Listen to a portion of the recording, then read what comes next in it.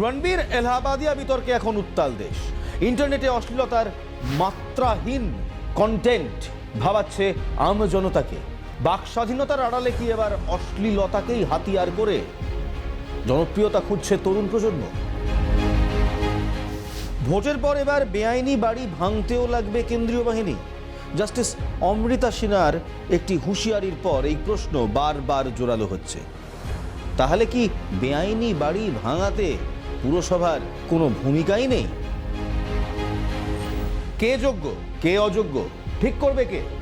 SSC মামলায় যোগ্য অযোগ্য বাজতে গিয়ে রীতিমতো হিমশিম খাচ্ছে কেন্দ্রীয় এজেন্সি। রাস্তায় প্রতিবাদে চপ পরোটা ভাজছেন হবু শিক্ষকরা। এ রাজ্যের হয়েছেটা কি? আমি ইলমাস সৈয়দ, আজ আমার সঙ্গে দেখুন গ্রাউন্ড রিপোর্ট, ঠিক সন্ধ্যে 7টায় NKTV বাংলায়। কথা হোক আমার আপনার ডায়ালগ নিয়ে।